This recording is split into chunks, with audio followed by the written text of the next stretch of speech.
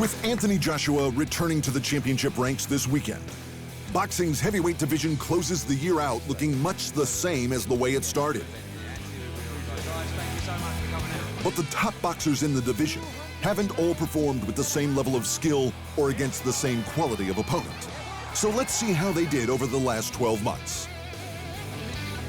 The lineal champ, Tyson Fury, had an insanely successful year after signing with Bob Arum and Top Rank late in 2018. He had his debut bout in Las Vegas in June against the undefeated German Tom Schwartz, and the Gypsy King took the opportunity to introduce himself to the boxing mecca as only he could. You know, I come to the top once before, a long time out of the ring, but I'm back. Can't believe that he's back, can't believe that he's back. Fury's back at #1. Back at #1 with Ring Magazine. He put on a show in the fight too, walking out dressed as Apollo Creed from Rocky IV and bamboozling Schwartz with movement before putting him away in the second. He followed that fight up with another undefeated unknown in Otto Walland. But this time, the expected showcase almost turned into a huge upset. Walland gave Fury a horrible cut in the early rounds and came close to mugging the lineal champ. Fury took the decision, but he looked pretty human in the process. A few appearances for the WWE to close out the year left Fury on a high, but the deliberately mediocre quality of his opponents tarnishes some of the Gypsy King's good work. It's a B- for the lineal champ. Unified champ Anthony Joshua made an absolute hash of his U.S. debut. Originally scheduled to fight Jarrell Miller, the big baby took a pharmacy worth of performance enhancers and left the door open to a last-minute replacement. Enter Andy Ruiz Jr. AJ seemed to be lulled into a false sense of security by the smiling, soft-edged Mexican-American challenger. The English Adonis looked sluggish and overconfident and suffered a deserved 7th-round loss. Had that been the end of it, we would be awarding Ruiz an A+ right now. But AJ exercised the rematch clause and proved that he had the quality to focus and improve.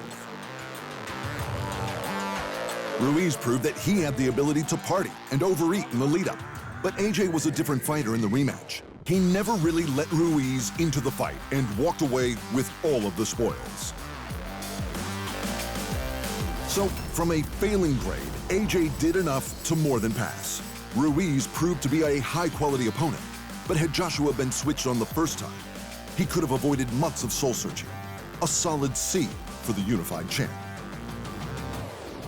And then there's Deonta.